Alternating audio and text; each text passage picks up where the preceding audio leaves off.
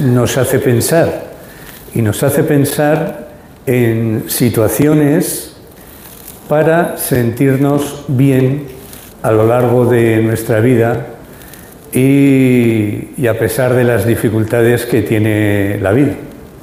Perdonad las molestias, seguramente repetiremos esto por el éxito que ha tenido Javier. Bueno, pues muchísimas gracias a José Manuel, que claro es amigo, pues todos son un montón de halagos y de emociones y pues qué voy a decir de que estén ustedes o que estéis vosotros, que la mayoría sois amigos, vecinos y aquí, ¿no? Entonces, si en todas las personas que me han dicho que se han quedado fuera hemos intentado que se pusieran aquí, que me han dicho que era imposible por la nueva normativa, ¿verdad? No hay manera, pues si esto sale medianamente bien ya lo repetiremos y si no, pues se alegrarán de haber estado y entonces lo que sí les recomendaría es que ustedes les digan no os habéis perdido nada, menos mal que no habéis entrado, qué bien habéis estado en vuestra casa, ¿no? Con la manta en el sofá. Entonces es una papeleta siempre para mí y voy a empezar hablando de fútbol. No soy ningún experto. Entonces, una vez en el Hospital San Jorge, iba a venir un catedrático de anatomía patológica de Pamplona, me parece, el doctor Bordería recordará que está aquí, bastante importante, ¿no?, a dar una conferencia. Y entonces, el día de antes, se puso enfermo y dijo que no podía venir. Y entonces me llamaron a mí por la noche, porque como saben que me gusta hablar, oye, Javier, ¿tienes algo preparado? Digo, ¿para cuándo? Para mañana. Digo, no, para mañana, ¿no? Y entonces digo, bueno, sí, siempre tengo cosas preparadas. Entonces dije, bueno, pues hablaré de inteligencia emocional, que es otro tema muy bonito, el que estudio. Y entonces digo, bueno, ¿ahora cómo empiezo yo? Porque todos los carteles estaban con el nombre del otro señor, el programa, ¿sabes? Y la gente que había venido como ustedes, imagínense que ahora apareciera aquí otra persona, ¿no? Entonces dije, bueno, voy a preguntarle a mi hijo Marco, que sabe de fútbol. Digo, oye, Marco, el del Real Madrid, era esta época, jugaban estos jugadores. Digo, ¿hay algún jugador en el banquillo que cuando sale lo haga mejor que los que están jugando? Dice, siempre papá, Isco. Es que no sé por qué lo tienen en el banquillo. Entonces dije, bueno, yo voy a hacer de Isco, ¿no? Les dije. Entonces, hoy he pensado lo mismo. Digo, voy a empezar hablando de fútbol. Y entonces, dice, el Huesca. A mí, entonces, voy a utilizar el Huesca para decir que yo soy justo lo contrario que el Huesca. El Huesca como en casa en ningún sitio, ¿no? Ya lo vimos en Zaragoza el fin de semana. Pues a mí me pasa al revés. O sea, donde tengo dificultades es en casa. Donde me pongo nervioso es en casa, así que ya les pido disculpas porque yo donde juego bien es fuera. Saco los puntos fuera. Entonces, voy a continuar hablando de fútbol.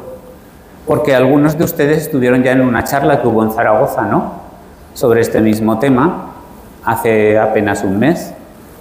Y claro, esta es como la segunda parte, y si ustedes han venido es que tienen las expectativas muy altas, ahora hablaremos de eso, y ya sabemos lo que pasó con las expectativas altas, ¿no? Esto es lo que pasó también en el Mundial de Fútbol. Entonces, tener las expectativas altas, pues tiene esto. Así que esta era la charla de Zaragoza y he pensado, ya no puedo seguir hablando de fútbol, porque esto da muy mal resultado en mi caso. Entonces dije, mejor hablemos de cine. Y pensando dije, ¿hay alguna película que la segunda parte sea mejor que la primera? Y los que saben de cine dicen, sí, hombre, El Padrino. Entonces voy a intentar representar la segunda parte del Padrino. Pero ya les advierto que no hay unanimidad, que algunos prefieren la primera. Entonces, eso puede ocurrir. Intentaré por lo menos que se merezca ser una buena segunda parte. Otra cosa que quería decirles es que estamos en Huesca, ¿no? Y entonces es importante saber de dónde venimos. Entonces, o José Manuel, que ha dicho que tengo tantos méritos y tal. Yo vengo de aquí. Esa es mi casa, donde todavía viven mis padres, concretamente en ese piso de ahí. No sé si esto marca. Sí.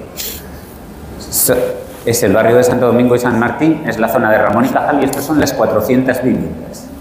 Vengo desde aquí y mi progreso ha sido tan importante que he llegado hasta aquí, hasta la calle del Parque. Ese ha sido mi recorrido en estos 52 años. ¿De acuerdo? O sea que ustedes van a estar aquí escuchando a una persona que ha recorrido más o menos 1 kilómetro. Esa ha sido la evolución, ¿no? Nací en la Clínica Inmaculada, lo que ahora es el Centro de Salud Pirineos. Entonces, en ese contexto es el que me tienen que escuchar. Un vecino, un amigo, una persona como ustedes, de Huesca, para bien y para mal, ¿no? Sería, pero que fuéramos de Zaragoza, ¿sí? Entonces, ahora ya, pues, vamos a empezar a lo que hemos venido. Felicidad, buena salud y mala memoria. ¿Por qué lo hemos titulado así? Bueno, lo hemos titulado así porque yo seguía a Enrique Rojas, él estuvo invitado aquí hace unos años y estuvimos cenando aquí cerca también, ¿no? En el casino, y él escribe muy bien, habla muy bien, y en el año 2020 escribió un libro que se tituló Todo lo que tienes que saber sobre la vida. Y entonces dijo, la felicidad consiste en tener buena salud y mala memoria. Y digo, este Enrique Rojas, qué bueno es, qué buen comunicador. Y el tío se la había copiado. Se la había copiado, pero de alguien de hace 100 años. Digo, pero bueno, esta gente famosa y que vende libros y así, ¿no? Y bueno, pues es así, ¿no? Esa frase era de Albert Schweitzer, que nada menos fue premio Nobel de la Paz, porque él, que era médico, teólogo y músico, un gran músico, pues montó un hospital en Gabón y ahí atendieron y ahí se murió atendiendo a la gente pobre, feliz. Y él escribió un libro que se titulaba Una reverencia por la vida. Y ahí dijo, la felicidad es tener una buena salud, es decir, estar bien y saber olvidar el pasado, ¿no? Y entonces de ahí viene un poco el título de esta presentación, pero vamos a ver que es mucho más. Este es un poco el guión, la introducción, algunos conceptos, hablaremos de filosofía de la felicidad, de los componentes, de los enemigos de la felicidad también. Bien. ¿Qué es la felicidad? Pues la felicidad es un estado emocional, es como lo define el diccionario, ¿no? Que se produce en una persona después de haber alcanzado una meta deseada, y esto es importante. O sea que, según el diccionario, para ser felices tenemos que tener metas. Metas. Luego hablaremos del sentido de la vida. El sentido podría traducirse a veces por metas, ¿no? Quizás es más práctico hablar de meta, pero para ser feliz debemos tener un sentido, una meta. Y también dice, es una condición interna, no externa, y es subjetiva, es decir, depende de nosotros. Es que de cómo nosotros sentimos esa satisfacción y esa alegría. Y además la alegría, la felicidad incluye un montón de aspectos distintos. Está relacionado con conceptos de los que hablaremos como alegría, placer, bienestar, satisfacción, optimismo. Entonces, el primer mensaje, y vamos a ir soltando así mensajes, quédense o quedaos solo con estos mensajes, ¿no? Así os lleváis el que queráis, ¿no? La felicidad no se puede definir. Es un constructo de emociones positivas, es un sentimiento de bienestar y satisfacción con la vida y es una experiencia interna. Por tanto, es propia de cada uno. Se ha hecho un mapa de ver, ¿no? Porque ahora lo medimos todo, entonces hay que medir. Entonces, ¿quién son más felices? Pues los más felices, los navarros. No sabemos, pues es una comunidad rica, eso es verdad. También tienen la Chistorra, los sanfermines. No sé exactamente qué, pero son los más felices de España cuando se les pregunta, ¿no? Los mallorquines también, ¿eh? Los extremeños sorprende un poco más. Pero bueno, en Aragón, como siempre, que somos la Ohio, ¿no?, española, pues somos bien, contentos. Estamos en la media, contentos, sin pasarnos. Así que bueno, pues no estamos mal aquí. ¿Y cómo está España? Esto sorprende mucho más, porque casi todo el mundo quiere venir a vivir a España, ¿no? Todos los europeos, los jubilados. España está en el puesto 30. Pues, ¿por qué? Porque a nivel mundial, cuando se mide la felicidad, se tiene en cuenta la renta per cápita, el apoyo social, la esperanza de vida, que en eso rompemos, porque vamos a superar a Japón vamos a ser el país con mayor esperanza de vida del mundo. La libertad en la toma de decisiones, no vamos mal, generosos somos, pero cuidado con la percepción de corrupción en la empresa y en los gobiernos, eso puntuamos bajo. Entonces, eso nos hace bajar puestos, ¿no? Es interesante porque esto es del 2019, la última fuente de la felicidad mundial. Y en el 2019, el país menos feliz de Europa era Ucrania. O sea, hace 3 años, el país, da que pensar, ¿no? O sea, el país donde ahora hay una guerra que se desató hace unos meses, era el menos feliz en el 2019. O sea, que esto no es una tontería. O sea, es importante cultivar la felicidad, porque si no somos felices a nivel social, pueden pasar cosas. O sea, que no estamos hablando hoy de happy flowers, ¿no? Y alegría. No. Esto es un concepto interesante, ¿no? Entonces, en general, estamos en el puesto 30, pero cuando nos ven desde fuera, a los españoles nos ven felices y quieren venir aquí. Entonces, cuando dicen 11 razones por las que es más feliz vivir en España, ¿no? Aquí se dice, ¿no? ¿Por qué? Por la dieta, muy importante, ¿no? La meteorología, claro, hoy nos ha fallado un poco el día, ¿no?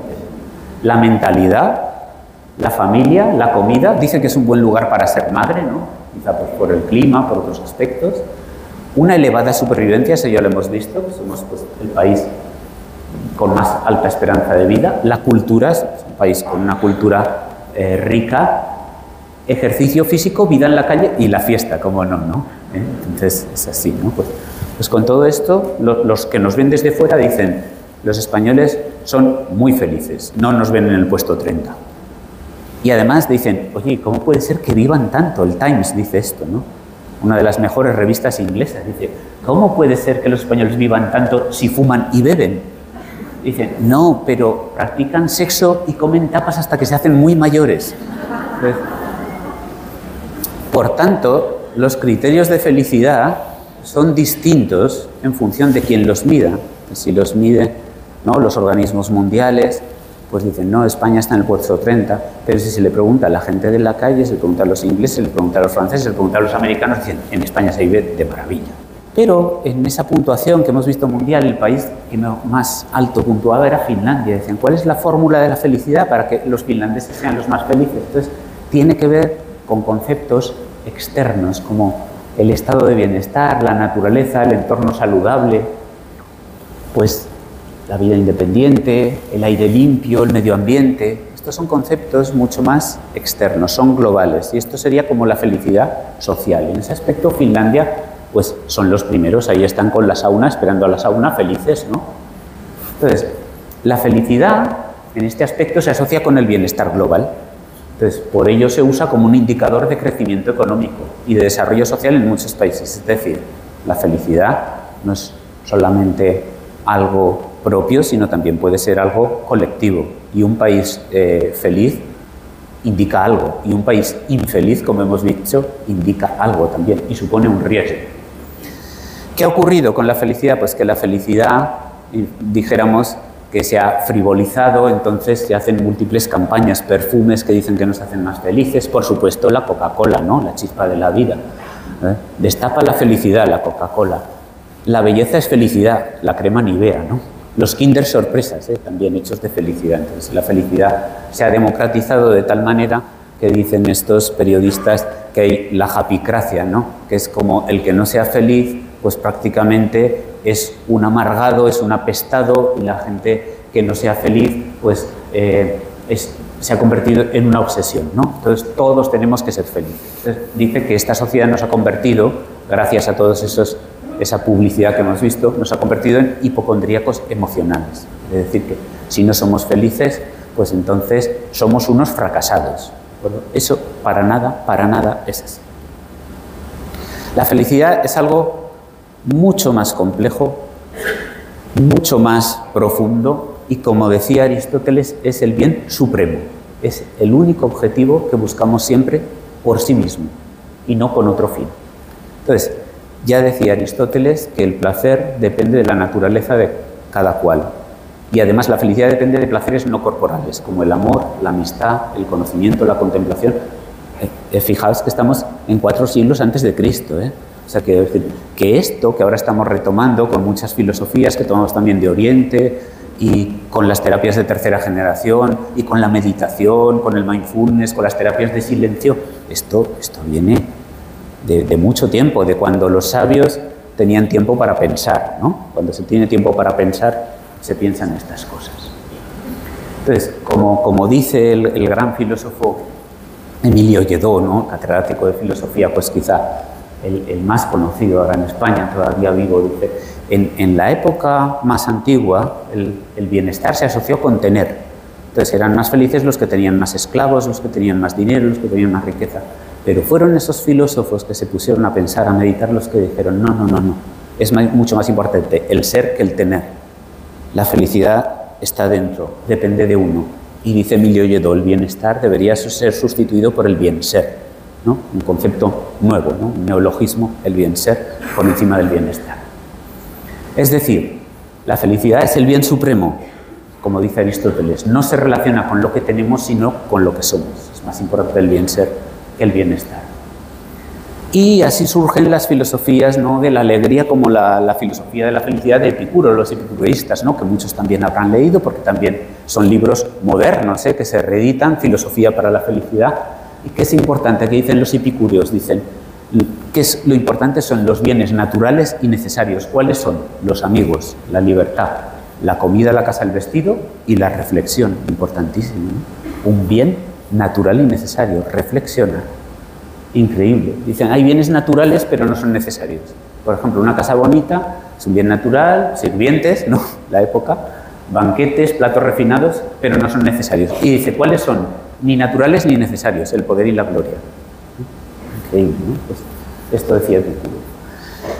Conclusión, despegarse de los bienes de este mundo y cultivar la amistad nos hace más felices. Hemos visto la libertad, la amistad por encima de cualquier otro bien necesario. Y luego pues aparecen los estoicos, ¿no? Con Epícteto, el estoicismo, que también vuelve a estar muy de moda, ¿no? En cuanto a todas las cosas que existen en el mundo, unas dependen de nosotros y otras no. Esa filosofía contemplativa de las cosas pasan, ¿no? Y uno ante eso se posiciona. Eso decía Epícteto, y en esa misma dirección surge el budismo en la India, ¿no? Con esa teoría del desapego. Pero el desapego no quiere decir que no debas poseer nada, lo que quiere decir es que nada te posea a ti. Eso decía Buda, ¿no?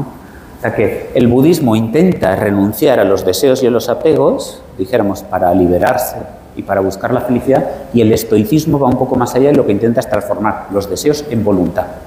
Muy importante porque los estoicos, como decía muy bien, no, ahora lo veremos, ¿no? Séneca, ¿no? Decía, no, tú no esperes a que las cosas pasen y ver cómo te posicionas, tú desea que pasen como pasan, ¿no? Y así es, ¿no? Entonces, uno de esos estoicos fue Marco Aurelio, y en su libro de las meditaciones dice, por la mañana cuando te levantas piensa en el precioso privilegio de estar vivo. Lo mismo ocurre con Séneca, ¿no? Este filósofo nacido en Córdoba, ¿no?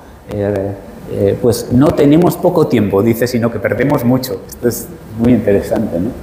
Nadie te devolverá los años, nadie te entregará otra vez a ti mismo, la vida seguirá por donde empezó, no revocará su curso ni lo suprimirá, no hará ruido ni avisará de su velocidad, fluirá en silencio, así fluye la vida, ¿no? Ya ves, cuán mala y perniciosa ha de sufrir quien esté sometido a placeres y dolores. Son los poderes más inciertos e incontrolados, pero, ojo, no solo los placeres, también los dolores. O sea, no hay que dejarse llevar por los placeres, pero tampoco por los dolores. Eso. Entonces, es preciso buscar una salida hacia la libertad, y la libertad no la da otra cosa que despreocuparnos de lo que ocurra, despreocuparnos de la suerte. Entonces, tendremos la tranquilidad de la mente puesta a salvo. El estoicismo ha vuelto seguramente para quedarse. Nos hemos desviado de ese camino, hemos buscado la felicidad en el exterior.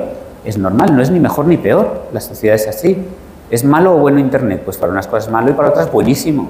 Yo conozco gente que vive separada, que uno está en Estados Unidos y aquí, y eso es una maravilla poderse ver cada día. El sufrimiento que era antes esperar a recibir una carta cada 10 días, cada 15 días, a la posibilidad ahora de verse cada día las caras. O sea que, pero ¿qué ocurre? Que tiene, claro, todo tiene sus ventajas e inconvenientes. Entonces, haber depositado parte de nuestra felicidad en los placeres efímeros y en el exterior ha provocado una especie de vuelta al interior, al estoicismo. Máximo Piglucci. Entonces, ¿cómo ser un estoico? Utilizar la filosofía antigua para vivir una vida moderna. Un libro completamente actual. O Lumarinov, más Platón y menos Prozac. Cómo curar los problemas psíquicos leves, no graves, con filosofía. Como decía este titular de Babelia, ¿no?, en El País, hace unos años, ¿no?, más Séneca y menos ansiolítico. En definitiva, la despreocupación por la suerte nos hace libres y felices. Transforma tus deseos en voluntades y serás más feliz. Y bueno, vamos llegando ya, progresando con los filósofos. No quiero cargaros tampoco con esto. Spinoza y Spinoza lo que hablaba es de la libertad de pensamiento. Era un filósofo holandés judío que fue exiliado y resulta que fue excomulgado por la comunidad católica, por la comunidad judía. Acabó viviendo solo. ¿Por qué? Porque acabó defendiendo la libertad del pensamiento y el autoconocimiento, ¿no? Decía, cada cual debe aprender a descubrir lo que le hace feliz o desdichado. Volvemos al principio. Esto es algo personal, es algo interno, es algo propio. Cada cual debe aprender lo que nos hace feliz o desdichado. El autoconocimiento es lo que nos acerca a la felicidad. Por tanto, es muy importante que nos conozcamos. Y luego pues vamos avanzando, ¿no?, con Michel de Montaigne. Este gran sabio de la sabiduría alegre era rico, se lo podía permitir. Él se retiró a escribir, ¿no?, ahí en su torre, en estos maravillosos ensayos, y esa sabiduría alegre influyó muchísimo en el taoísmo también, de Lao Tse, que vuelve a estar también de moda, ¿no?, las filosofías orientales del taoísmo. Y él fue muy influido por Jesucristo y por Sócrates, que por cierto también promulgaban la filosofía alegre, ¿no? Otra cosa es que luego pues el devenir de los discípulos haya circulado por otro terreno, pero Jesucristo y Sócrates iban con la sonrisa por delante, ¿no?, con la alegría por delante. Entonces, dice Michel de Montaigne, otra vez quiero remarcar, no hay nada más valioso que la vida, y para ser feliz basta con aprender a amar la vida. Él transformó esa frase de Sócrates de solo sé que no sé nada con ¿qué es lo que sé realmente? Entonces él relativizó prácticamente todo. Y esta era la conclusión de Montaigne. Para ser feliz basta con aprender a amar la vida, disfrutarla con mesura y suavidad según la naturaleza de cada cual. Es decir, cada cual debe decidir lo que a él le hace bien y lo que a él no le hace bien. Esa es una cosa personal, no es algo que nos deban imponer, no es algo que... Usted debe ser feliz haciendo ejercicio físico, usted debe ser feliz leyendo, usted debe ser... No, o sea que eso va con cada uno y es personal. Bueno, y aquí no debemos hacer un alto, porque... nosotros somos bastante fatos, los de Huesca, eso es inevitable, pero no lo suficientemente fatos. Yo ahora cuando la gente dice, es que soy muy fato los de Huesca, digo, sí, pero no suficiente. Porque claro, si vosotros supierais quién hemos tenido en Huesca, ¿no? Porque, claro, tener a Baltasar Gracián, porque Baltasar Gracián, si fue algo, fue por los Lastanosa. El Palacio de Lastanosa estaba al final del Coso Alto. ¿Cuántos de aquí saben que hubo cuadros de Rubens, Tiziano y Caravaggio en Huesca? Pocos, ¿no? Pues en el Palacio de Lastanosa había Tizianos, Rubens, Caravaggio, Rivera. Aquí, en el Coso Alto. O sea que sería una pinacoteca, ¿no? Imaginaos lo que sería eso, ¿no?, en estos tiempos, si lo hubiéramos sabido conservar. Así que somos poco fatos. Lastanosa fue el que facilitó la publicación del primer libro de Baltasar Gracián, uno de los filósofos que más ha influido a todo Occidente. Entonces, Baltasar Gracián publicó El héroe y lo publicó con seudónimo. Y fijaos también, qué guiño más bueno a Huesca, Baltasar Gracián. Se llamó Lorenzo Gracián. Más ostense imposible, ¿no? Entonces, el primer libro, Baltasar Gracián, lo publicó como Lorenzo Gracián. Y aquí tenéis, ¿no?, El héroe, y aquí tenéis Don Vicencio de Lastanosa, caballero aragonés, ¿sí?, de Huesca, nacido y fallecido en Huesca. Entonces, el discreto y el oráculo manual, ¿no?, que tiene una serie de aforismos y tiene uno que es fundamental para la felicidad, que es el mismo que he dicho al principio, es el del 7-0 a Costa Rica. No entrar con sobrada expectación. Si vosotros habéis entrado aquí con sobrada expectación, lo siento mucho. Os pido ya disculpas. Porque, claro, nunca lo verdadero alcanzará lo imaginado. O sea que yo no sé lo que habéis pensado, pero... fingirse las predicciones es fácil, pero muy difícil conseguirlas. Haremos lo que podamos. Entonces, las expectativas elevadas nos hacen menos felices.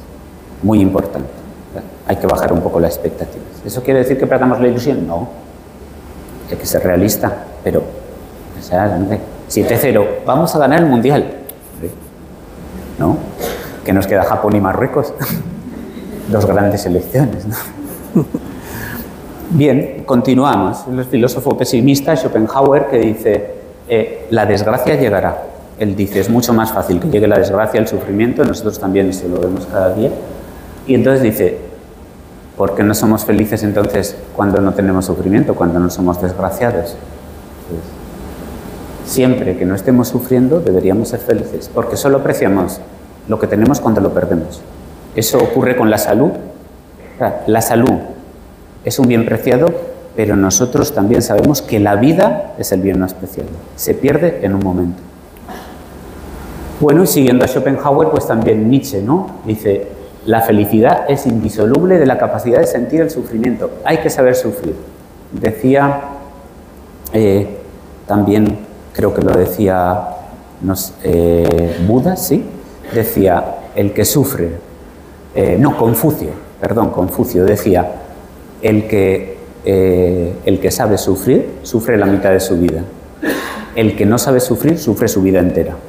Es así, ¿no? O sea que, importante saber sufrir. Entonces, el mayor riesgo que amenaza la felicidad no es la desgracia y el sufrimiento, es el aburrimiento y el hastío. Así que la felicidad es individual y sus peores enemigos son aburrirse, hastiarse, no tener un objetivo, no tener un sentido. Kant, que era pues más moralista, más racionalista, decía que la obligación moral, cumplir nuestras obligaciones, nos hace felices. Y esto lo vemos también en mucha gente, ¿no? Que es feliz cumpliendo con sus deberes. Bueno, pues es muy respetable, ¿no? Esa gente que en el trabajo lo hace todo de maravilla y todo perfecto. Y me hace feliz hacer esto bien, ¿no? El hacer bien por lo bien. Esto ocurre mucho con los artesanos, ¿no? Y entonces terminamos ya con la filosofía, pues con Bertrand Russell, que escribió un libro que os lo recomiendo porque se lee muy bien, no es filosofía dura para nada, y lo titula La conquista de la felicidad. Este hombre que ganó un premio Nobel de literatura, nada menos, porque escribió mucho, y dice, ¿qué causa la felicidad? El entusiasmo, el cariño, la familia, el trabajo, los intereses no personales, el esfuerzo y la resignación. ¿Y cuáles son los peores enemigos de la felicidad? La competitividad, el aburrimiento y la excitación. Fijaos que el deporte, el ejercicio físico es estupendo, pero cuando entra en competición es horrible. Es horrible. No se comunican, muchas veces salen a la luz, pero ¿cuántos suicidios hay en deportistas de élite? ¿Cuánta anorexia? ¿Cuántos problemas psicológicos? Porque están sometidos a tal presión, siempre tener que ser mejor que el otro, eso genera una infelicidad tremenda. Entonces, la fatiga, la envidia, ¿no? El sentirse también, el sentimiento de pecado, el sentirse perseguido y el miedo a lo que opinan los demás también, todo eso nos hace infelices. Entonces, esto es lo que decía Bertrand Russell, la competitividad, la envidia, el sentimiento de pecado nos hace infelices. Sin embargo, el entusiasmo, el cariño, el esfuerzo y los intereses no personales nos ayudan a conquistar la felicidad. Bueno, claro, no estaría bien que un psiquiatra hablara de la felicidad sin hablar de Freud, ¿no? ¿Qué decía Freud sobre esto? Freud distingue el psiquismo en tres partes y esta fue la base de su teoría, el gran peso, ¿no? El superyo, que serían las normas internas que todos tenemos, el ello, que son nuestros impulsos, nuestros deseos, y el yo, que surge de un equilibrio entre lo que deseamos y nuestras normas. Nuestro trabajo muchas veces en la psicoterapia es intentar que haya un equilibrio. Visitamos a gente que están en el perfil que llamamos obsesivo, que solo tienen superyo, un superyo que llamamos punitivo. No dejan nunca que sus instintos, sus pasiones, siempre controlados, siempre perfectos, sufren muchísimo, tienen ansiedad. Y luego en el otro extremo tenemos los que solo tienen ello, que son ya casi los psicópatas. Les gusta algo y lo cogen. Y a estos hay que decirles, oye, que hay normas, ¿no? Deberías pensar un poco, ¿no? Entonces, ese equilibrio. Sin embargo, la sociedad nos marca las normas. Eso está clarísimo. Si uno va a una cultura u otra, las normas son distintas. Por ejemplo, aquí, comer a alguien con la mano, se quedaría todo el mundo mirando y diría, qué mal educado, ¿no? Y en un restaurante, bueno, por ahí puede que fuera, ¿no?, el maître y dijera, oiga, usted está comiendo con la mano. Sin embargo, en otra cultura, comer con la mano es completamente educado, ¿no? Y además, entonces, la sociedad es la que nos hace neuróticos muchas veces. Entonces dice Freud, reprimir los instintos y los impulsos naturales dificulta alcanzar la felicidad. La sociedad nos hace neuróticos. Por eso los niños que son tan felices les encanta comer con las manos, ¿no? Y así algo natural. Entonces, ¿quién va marcando las normas? Las vamos marcando la sociedad, los padres, la escuela, las instituciones. Así se marcan las normas. Pero tenemos que saber que eso supone reprimir nuestro ello y nos puede hacer neuróticos. Así que no hay que pasarse. Hay que procurar ser un poco libre, respetando a los demás, pero tener también esa libertad interior que es importante. Y, bueno, otro psiquiatra, Viktor Frankl, muy conocido, también otro libro que ha influido a cantidad de generaciones, El hombre en busca de sentido. Este hombre, era judío, ¿no? Y entonces pues fue apresado en un campo de concentración y allí murió toda su familia. Murieron sus padres, murieron sus parientes, murió su esposa, quedó solo vivo él. Y él dice, yo puedo contar lo que pasó en los campos de concentración, pero no voy a contar las torturas, no voy a contar cómo se orinaban encima de nosotros, no voy a contar cómo se moría la gente, voy a contar qué es lo que nos hizo sobrevivir. Y nos hizo sobrevivir pensar que un día a lo mejor no estábamos allí, o pensar que un día salía una nube bonita y no salía el sol, y pensar también que los nazis no podían elegir cómo nosotros nos tomábamos las cosas. Y eso es lo que los sacaba de quicio. No lo tenían que notar mucho, porque si no, desquiciaban los alemanes, ¿no? Que una persona que está encerrada, que está privada de libertad y que dice, yo hoy voy a disfrutar de ver esta nube, aunque me peguen, aunque... ¿De acuerdo? Entonces, él dice, hay que buscar un sentido en nuestra existencia, el sentido puede ser la propia supervivencia, y entonces cuando iban estos pacientes, entre comillas, quejicas, ¿no? Que todos visitamos, ¿no? Problemas de trabajo, problemas de familia, problemas cotidianos, él decía, oiga, ¿y usted por qué no se suicida? Y se quedaba así, oiga, que usted es psiquiatra, ¿no? Dice, es que ha venido aquí, no para de quejarse, pues si tiene tantos problemas, ¿por qué no se suicida? Dice, claro, esto nunca se debe decir a un depresivo mayor, ¿no? A una persona con esquizofrenia, a un trastorno bipolar, esto se dice a un neurótico. Entonces el neurótico siempre dice, sí, hombre, ¿qué pasará con mis hijos? Y el dinero, y el trabajo, y tal. Y mire, ya tiene usted sentido para la vida, ¿no? Es su sentido vital. Entonces, encontrar un sentido a nuestra vida y reaccionar con libertad ante las circunstancias nos hace más felices. Cada uno elige cómo se toman las cosas. Esto lo vemos muy, muy frecuentemente. Tú ves una familia que tiene un chico con una deficiencia, por ejemplo, y entonces ves padres sufriendo y sufriendo y sufriendo todas las consultas y con ansiedad, y ahora fíjate lo que ha hecho este crío, y ahora fíjate...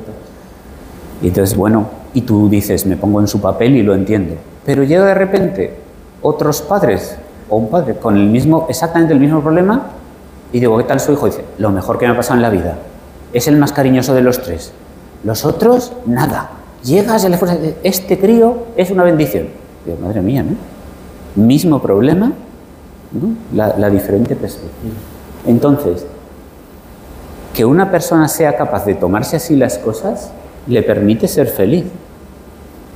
El otro siempre tiene una desgracia, y esto es así, lo veréis mucho, y siempre hay una excusa, siempre es, no, es que a mí, fijaos, yo perdí a mis padres de muy pequeño, sí, pero oye, es que yo tengo personas que les pasó eso y cosas mucho peores, y han elegido, o han sabido, o han podido elegir otro camino.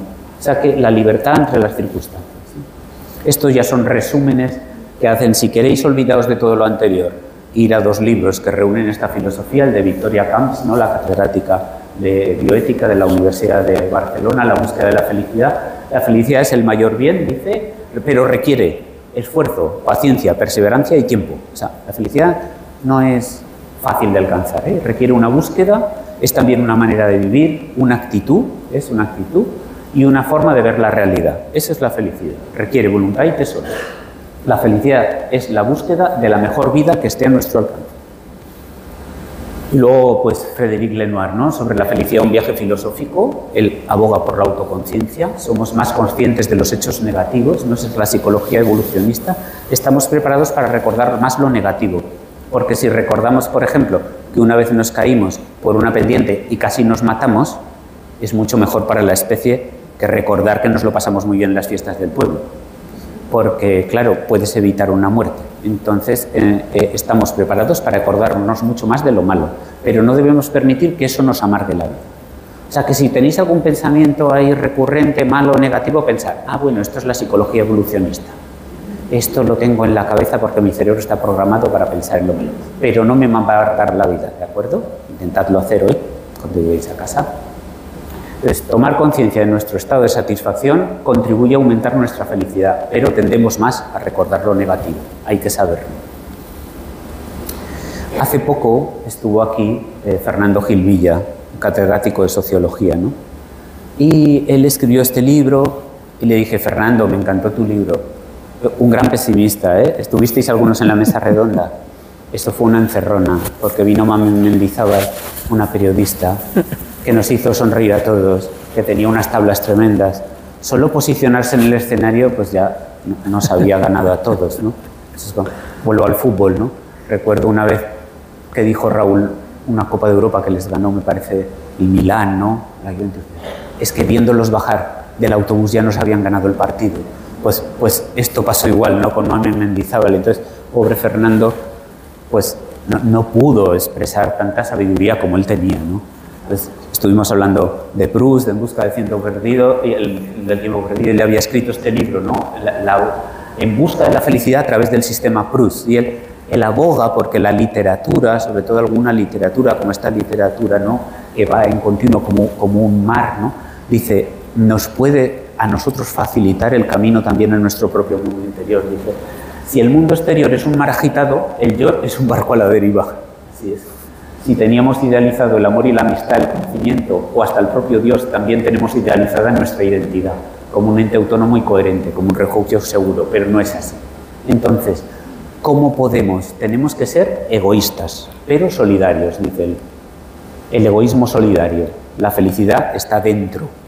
O sea que si nosotros somos más felices, los de alrededor serán más felices, ahora veremos también eso. Entonces debemos nosotros abogar por nuestra felicidad, pero no solo por nosotros, sino también por los que nos rodean.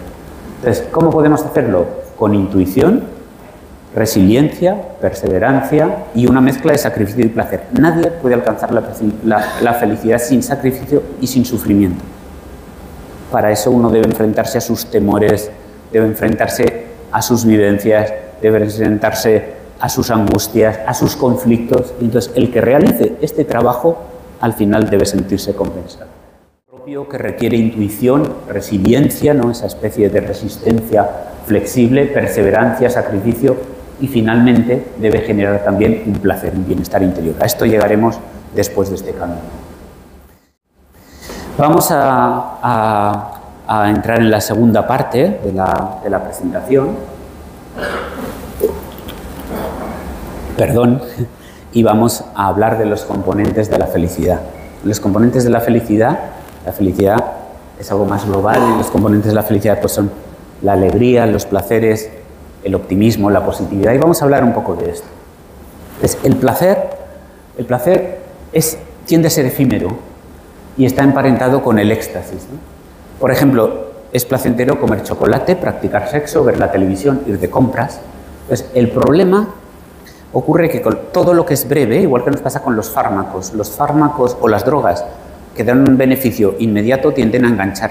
Claro, somos así también. Igual que tenemos a recordar lo malo, pues si uno toma algo y al minuto está bien, eso engancha como nada. Entonces, si uno practica sexo, come chocolate o ve la televisión y tiene una gratificación inmediata, eso puede generar adicción.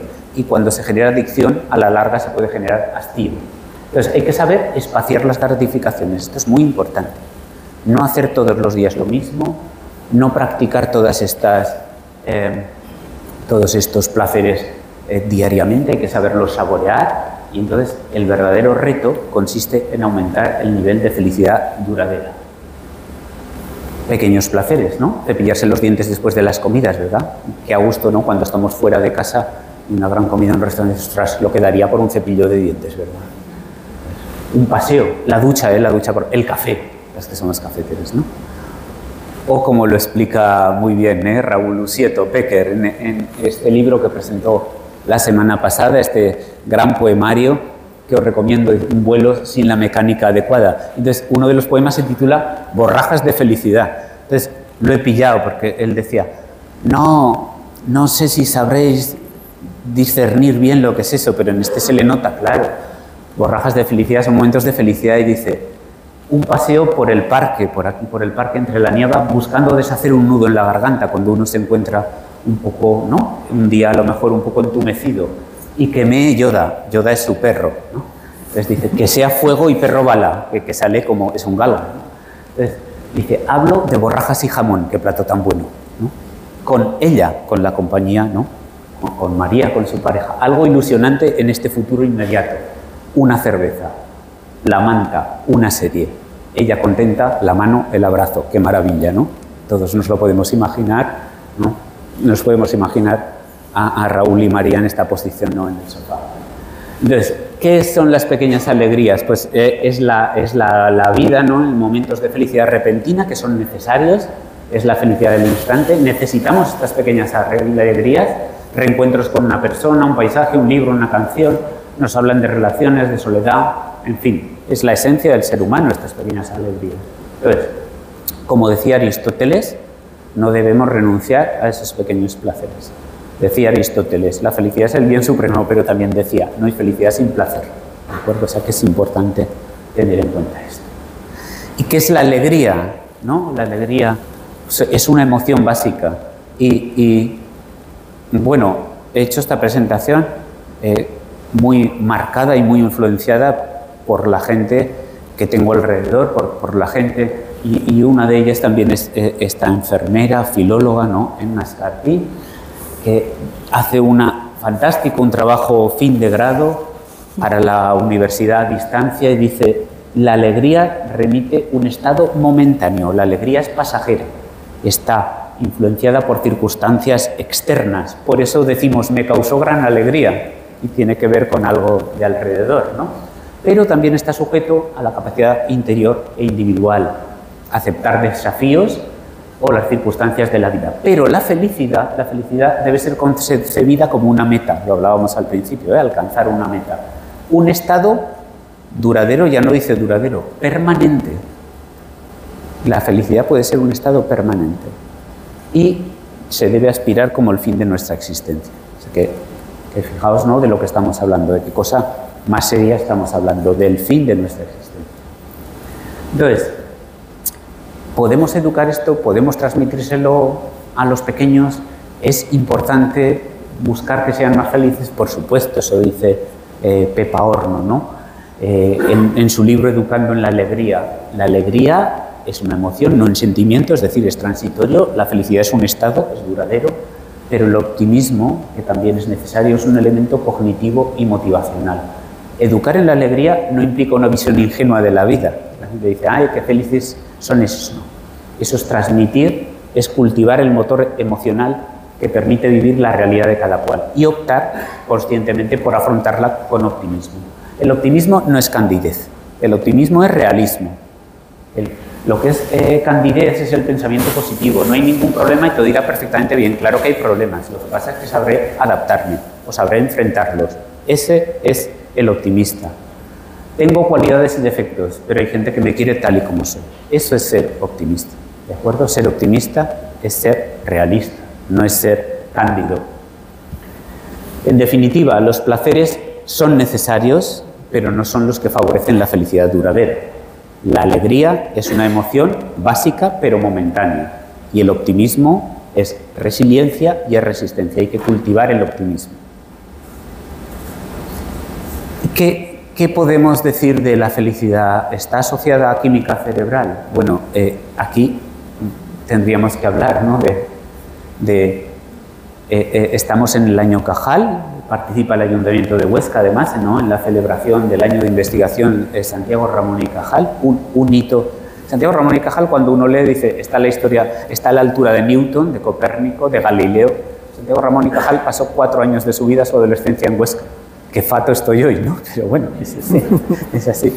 Él estudió en lo que ahora es el Museo Provincial, ahí hizo el bachillerato y ahí probablemente se despertó su curiosidad por la ciencia. Le dejaban revelar fotografías, era uno de los defensores de la fotografía, nos dejaban revelar fotografías en la sacristía de San Pedro el Viejo. Él en sus memorias hace una crítica muy dura a lo mal que conservábamos San Pedro el Viejo a finales del siglo XIX, ¿no? Que es cuando él estuvo por aquí. Entonces, gracias a él podemos hablar hoy prácticamente de todo lo que estamos hablando. Porque él fue el que descubrió que las neuronas estaban separadas. Fue tan valiente, fue tan atrevido. Bueno, por otro lado, si tenéis hijos alguno, que sepáis que a Santiago Ramón y Cajal lo echaron de todos los colegios. Vivía en Ayerbe, que su padre era médico allí, ya no sabía qué hacer con él, desesperado, lo mandó a los Escolapios de Jaca, que debía ser lo más duro de la época, y ahí lo dejaron encerrado 2 días en una habitación sin comer, sin beber, se tiró por la ventana, en fin, un desastre. Dijo, pues ya lo mando a Huesca porque este chico no tiene solución, ¿no? Y aquí también hizo cantidad de picias y estuvo de barbero en la correría, ¿no? Y empezó a dibujar y así, y al final su padre ya, de médico en Zaragoza, dijo, oye, vente aquí a la facultad, te dejamos dibujar, empiezas a hacer, y fijaos dónde llegó, ¿no? 1906, Premio Nobel de Medicina. Y tan interesante que era tal revolucionaria su teoría que dijo, las neuronas están separadas, no están unidas. O sea, se cargó la teoría reticular. Y entonces, lo que predominaba era esa teoría y él abogó por la teoría neuronal, que es las neuronas están separadas y funcionan por estímulos eléctricos y lo que se segrega entre las neuronas son los neurotransmisores. Bueno, definitiva, 1906, Premio Nobel de Medicina, no se atrevieron en Suecia a darle el Nobel solo a él, se lo dieron también a Camilo Golgi, que defendía la teoría contraria. Así es la ciencia. Dijeron, se lo damos a los dos y luego ya veremos cuál es verdad. 3 años después todos defendían la teoría de Cajal, pero era tan revolucionaria que no se atrevieron a eso. Solo los alemanes, que ya sabemos, para bien y para mal, cómo son en la historia, cuando fue con sus presentaciones a un congreso, lo llamaron y dijeron, ¿has visto lo que hace este español? ¿Sabéis qué hicieron los alemanes? Para que veáis lo que es el pueblo alemán, ¿eh? Dijeron, ¿has publicado algo? Dice, sí, pero solo en español, no te preocupes. Los dos que vieron esa presentación aprendieron español en 1 año, esos 2 alemanes. Y fijaos, esta es la verdadera revolución de Cajal. Puso unas flechitas, estos son sus dibujos, y demostró o intuyó cómo iba el impulso eléctrico de los axones al cuerpo. Y ahora la gente, los neurocientíficos dicen, pero ¿cómo Cajal, con ese microscopio, pudo averiguar cómo iba el impulso eléctrico, ¿no? Esa intuición, la intuición de los genios, ¿no? Es así. Entonces, todos habéis oído hablar de serotonina, ¿verdad? De dopamina, de oxitocina, y podríamos estar aquí hablando hasta mañana por la mañana. Entonces, me voy a centrar en los que tienen una relación con la felicidad. Con la alegría, el que más se relaciona es la serotonina, y sabéis que cuando alguien está deprimido, lo que le damos es inhibidores de la regulación de la serotonina. Bueno, queremos más serotonina en la sinapsis para que las neuronas produzcan más alegría. Entonces, es verdad que evitan el sufrimiento, pero no proporcionan la felicidad. Y cuando damos esos fármacos a gente que no está deprimida, lo que hacemos es ponerla nerviosa y generar que no sientan nada, que todo les dé igual. Es decir, los antidepresivos deben ser para la depresión, ¿de acuerdo? No mejoran la tristeza, pero no proporcionan la felicidad. Hay que tenerlo claro. Y si un neurotransmisor tiene algo que ver con el placer, con los impulsos, es la dopamina. Este es el circuito que se llama de recompensa, que en castellano lo podríamos traducir mejor, es una mala traducción, por el circuito de premios. Cuando hacemos algo placentero, el cerebro tiene la sensación de que tenemos un premio. ¿Qué ocurre? Esto ya lo hemos explicado otras veces, ¿no? Lo explica muy bien Robert Sapolsky en su libro Compórtate, la biología que hay detrás de nuestro comportamiento. Fijaos lo que pasa con la dopamina. La dopamina es la hormona que nos da el impulso, la ilusión, las ganas de seguir adelante. ¿Tenemos fármacos con dopamina? ¿Los psiquiatras? Sí, por supuesto. ¿Os lo recomendamos? No. Te pueden dar demasiado acelerón, ¿eh? Puedes pasar una noche divertida, pero luego te da temblor, te da excitación, en fin, es para lo que está. Entonces, ¿qué ocurre con la dopamina? Fijaos, cuando recibimos una señal que puede ser, imaginaos, pues, chocolate, y somos unos apasionados. Recibimos la señal, se nos dispara la dopamina. O sea, olemos a chocolate, pasamos por ahí fuera, por la granjanita, por la otra churrería, ¿no? Y olemos a chocolate, se dispara la dopamina. Entonces voy a entrar y lo compro. Si lleváis dinero en el bolsillo, hay poca cola, y ¿ves?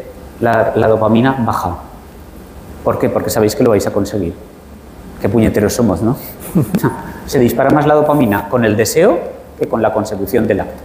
O sea, que sepáis que liberáis más dopamina cuando leéis el chocolate y cuando decís voy a comprarlo que cuando os lo coméis. Con otras cosas es igual. No quiero entrar en terrenos peligrosos. Bueno, sí, realmente ya estoy entrando porque ¿qué ocurre con las adicciones? Nosotros nos metemos en el cuerpo, ¿no? Y producimos un placer inmediato y necesitamos volver. La clave de hacerte adicto es que tú necesites que cuando ya no tomas la sustancia ya no estás bien, necesitas volverlo a tomar. Entonces, saturas el circuito de recompensa y fijaos, ese es un cerebro sano, normal. Fijaos la dopamina, qué bonito, y fijaos un cerebro con adicción. Ya no responde. Es un cerebro que no se ilusiona. La gente adicta ya no toma drogas o practica sexo. Esto es una maravillosa película sobre la adicción al sexo que os recomiendo a todos. Produce una ternura tremenda. No es una película pornográfica. Aquí están todos los premios que tiene y tú ves lo que ocurre con una persona cuando no puede parar de practicar sexo. Entonces, la dopamina por los suelos, su cerebro ya no se estimula y este es el cerebro de los adictos. Cualquier adicto ya no consume tóxicos, ya no realiza sexo para ser feliz. Lo hace para no estar mal. ¿De acuerdo? Tiene esa necesidad. Por eso es tan difícil salir de ese enganche. Entonces, ¿qué ocurre? Los neurocientíficos son muy listos. Entonces, se ha observado que aquí hablamos del chocolate, ¿no? Cuando tenemos el impulso, olemos a chocolate, liberamos así dopamina y cuando nos lo comemos así. Pero si sabemos que olemos a chocolate y lo olemos no en la chocolatería, no en la Granjanita, sino en un edificio de encima, en un piso, y nosotros no vamos a subir a decir, oiga, me da una taza de chocolate, y piensas, ¿tengo chocolate en casa o no compré? Podría hacer. Si sabes que tienes menos posibilidades, la dopamina se dispara mucho más. Sobre todo, está calculado, esto lo saben muy bien las máquinas tragaperras, si tocara siempre no habría adictos. O sea, el adicto a las máquinas tragaperras, el subidón se lo da que no siempre le toque. Y está calculado cuándo debe tocarte y cuándo no. Y eso lo han calculado los científicos y fijaos, si te toca siempre el 100%, liberas poca dopamina. Si te toca cada 25 o 75, es decir, o una vez de cada 4 o 3 de cada 4, 3 de 4 sería bastante, 1 de cada 4 poco, liberas así. Pero si te toca una de cada 2 veces, fijaos, qué subidón. O sea que si ahora pensáis, tengo en la nevera, me comería un yogur, tengo en la nevera sí o no, y hay un 50% de posibilidades, estáis liberando dopamina a tope. Por poner un ejemplo, podéis pensar en otra cosa. Entonces, ese entusiasmo dopaminérgico no dura eternamente. Entonces, el misterio emocionante de lo desconocido pasa a ser aburrido con lo cotidiano. Ahí hay que trabajar. Amigos, esto pasa en todo, ¿no? En cuanto hacemos algo cotidiano se instala la desilusión. ¿Qué hay que hacer? Intentar espaciarlo, intentar no convertirlo en una rutina. Pues, ¿qué es lo interesante? ¿Qué nos hace más felices? Esto que se llama el error de predicción de la recompensa. Es maravilloso el cerebro. Que no sepamos si vamos a tener ese premio nos hace más felices. ¿Cómo somos, no? Cuando teníamos que trabajar para una conquista, salir a un bar, llamar por teléfono, quedar, todo eso, que cuando usamos uno de estos medios de chat para tener una relación sexual inmediata, ¿no? Entonces, claro, porque ya sabemos a lo que vamos y entonces se han disparado las disfunciones sexuales con eso. Me decía un chico, hombre, es que llego yo, ya me encuentro a la chica desnuda, o sea, y no dan ganas de nada, ¿no? Si hubieras tenido que pasarte noches enteras trabajando el asunto, seguro que se te hubiera disparado la dopamina y verías si tenías ganas. Entonces, saber que no siempre conseguiremos lo que deseamos aumenta nuestro deseo y nuestra felicidad. Cualquier adicción anula nuestra felicidad. Esto es importante saber. Bien, ¿y de qué viene todo esto? Pues viene también de lo evolutivo, ¿no? O sea, que nuestro cerebro se ha desarrollado por capas. Entonces, la primera capa es la instintiva, que es la de los reptiles. Los reptiles solo responden al placer inmediato. Las crías de los reptiles tienen que salir huyendo porque si no las madres se los comen. O sea, que responden al placer, no hay otra cosa. Luego, la siguiente capa del cerebro es la del cerebro emocional. Y ahí está la alegría, lo que hemos hablado, los pequeños placeres. Podemos degustarlos, podemos saborearlos. Y la capa superior es la capa racional, es la corteza cerebral, es lo que necesitamos para la felicidad. La felicidad requiere autoconciencia. ¿Son los animales felices? Sí o no. Los animales, seguramente, claro, no les podemos preguntar, no nos responderán, pero los podemos ver contentos, alegres, ¿verdad? Pero la felicidad, tal como la entendemos, como bien supremo, es otra cosa. ¿Tienen autoconciencia los animales? ¿Los animales saben que un día no estarán? ¿Se preguntan qué pasará cuando me muera? ¿Se preguntan, igual mañana no estoy vivo? Tengo ya muchas más dudas, ¿no? Tenemos muchas dudas. Entonces, ¿qué fórmulas tiene la felicidad? Bueno, pues la felicidad tiene muchas fórmulas, es difícil alcanzar sin emoción y sin esfuerzo, y también la curiosidad es importante. Entonces, el ser humano es un ser social, las relaciones sociales son necesarias para nosotros. Y también aquí tenemos de nuevo a la gente mayor, y esto es de los mismos artículos que he sacado antes. Dice, los españoles, y sobre todo los mayores españoles, ¿por qué son tan felices? Pues es que la fruta, los vegetales y sobre todo la fiesta en familia. La fórmula más sencilla de la felicidad es esta de la psicología positiva de Martin Seligman. Dice, la felicidad tiene un rango fijo, ahora veremos qué es eso, ¿no? Un fijo, tiene las circunstancias de la vida y tiene los factores que dependen de la voluntad. Es decir, tenemos ya un rango fijo cada uno de nosotros, más o menos eso nos condiciona, ahora veremos qué es eso. Luego, las circunstancias de la vida, lo que nos ocurre, eso puede condicionar nuestra felicidad, pero luego los factores que dependen de la voluntad. ¿Cuál creéis que es la cuestión más importante para la psicología positiva? ¿Qué diríais? La voluntad. ¿Cómo tú eliges que te posicionas ante las circunstancias de la vida? Porque contra el rango fijo podemos hacer poco. La felicidad es innata, fluye como sangre por nuestras venas. ¿Hay niños más felices desde el momento que nacen? Aquí tendréis algunos hijos, o habéis sido profesores, o habéis visto niños. Sabéis que desde pequeños son distintos. Y hay unos que se conforman con todo y otros que no se conforman con nada. Y hay unos que no paran de quejarse y otros que están contentos siempre, ¿no? Esto es así, o sea, hay un rango. Entonces tenemos un termostato, un timonel.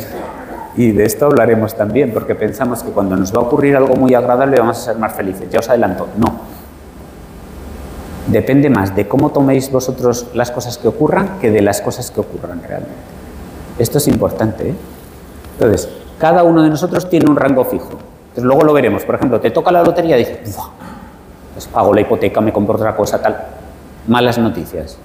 Al cabo de 1 o 2 años, tu felicidad vuelve al mismo rango, con un termostato. O sea que si sois de 21 grados de felicidad, 21 grados vais a tener. Y el que sea de 14 ya puede trabajar. Ya puede echarse mantas encima o lo que sea. Entonces, ¿de dónde viene ese termostato? Pues viene de los genes. Y eso es así. Cuando alguien dice tiene un temperamento como su padre, como su abuelo, como aquel tío, eso es verdad. O sea que nosotros nacemos ya con unas cartas. ¿Podemos hacer algo contra eso? Sí. Tenemos un 40%.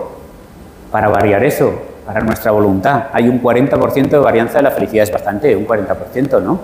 Entonces, uno nace con malas cartas, pero sabe jugar, puede llevar la partida, hombre, no digamos que va a ganar. Lo ideal es nacer con buenas cartas y saber jugar, pero eso es raro. ¿Qué es lo malo? Nacer con malas cartas y no saber jugar. O nacer con cartas regulares y no saber jugar. O nacer con buenas cartas y no saber jugar. O sea, porque la mitad prácticamente depende de lo que tú hagas.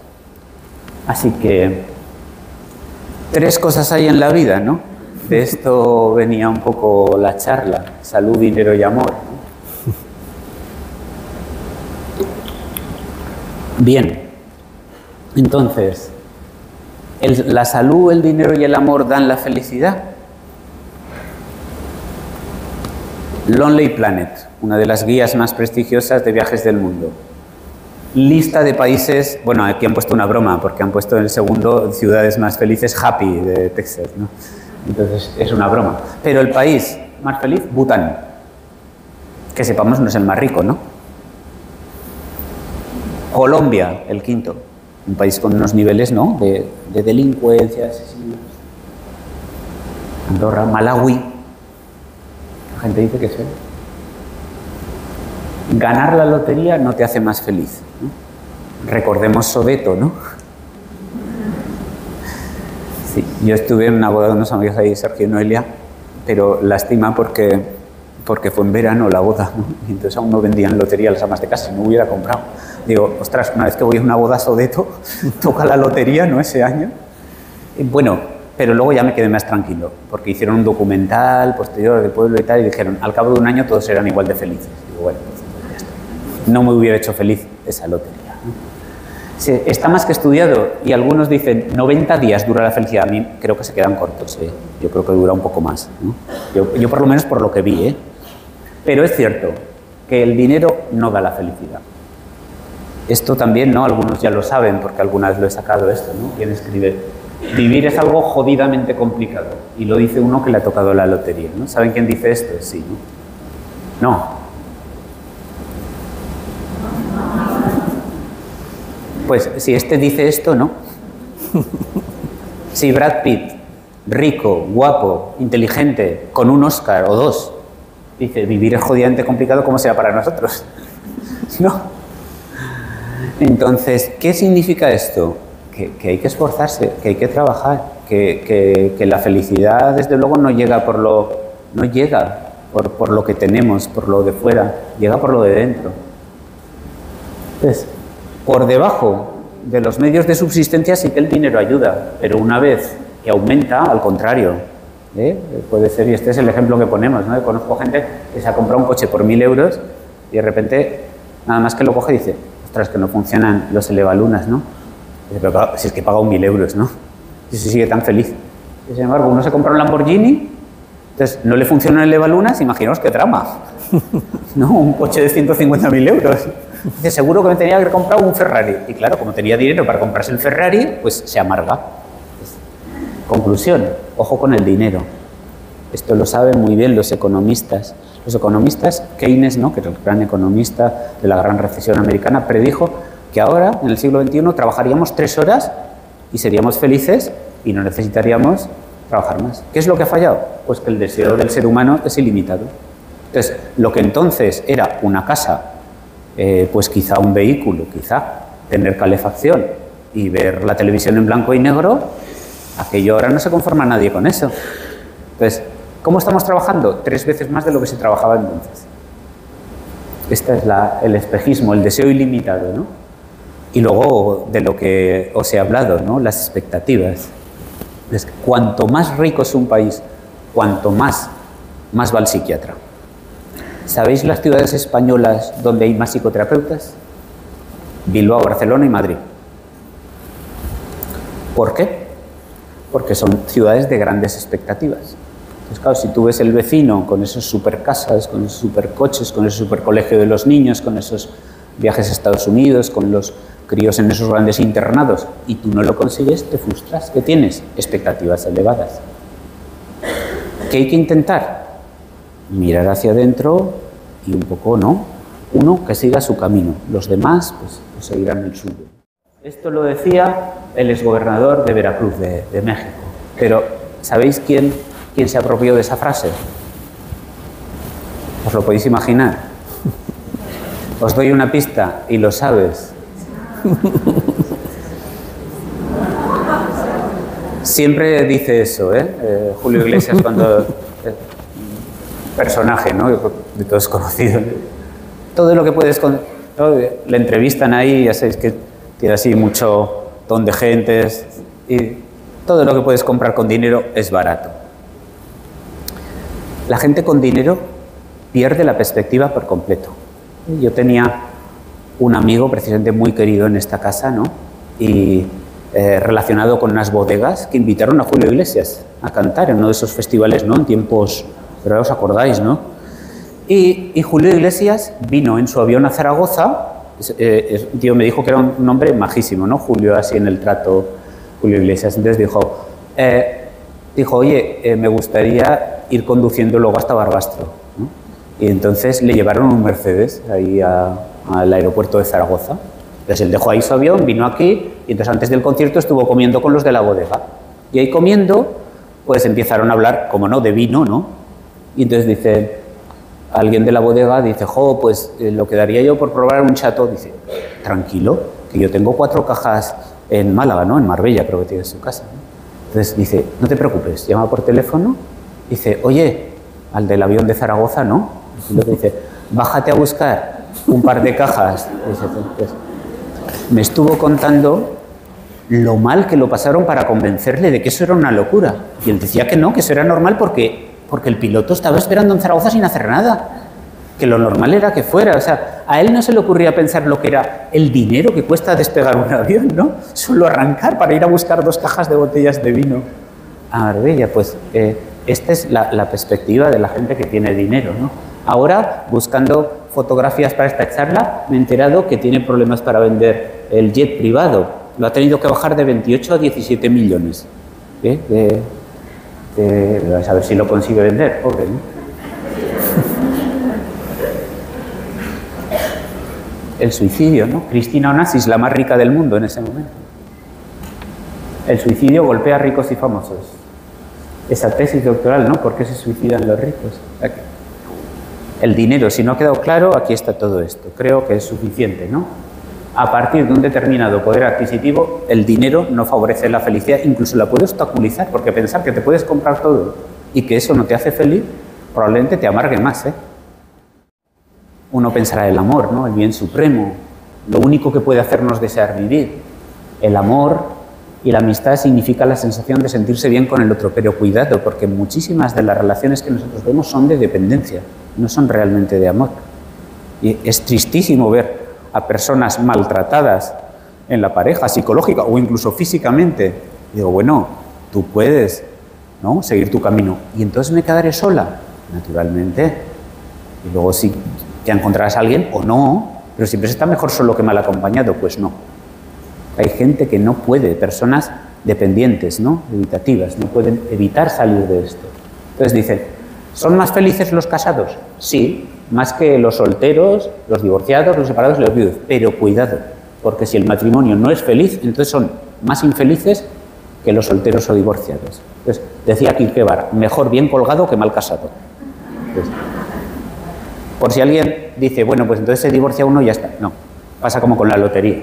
Solo la mitad de los divorciados dicen ser felices 5 años después de su divorcio. Así que malas noticias. Ni el dinero, ni el amor, ni el divorcio. No hay manera, ¿no?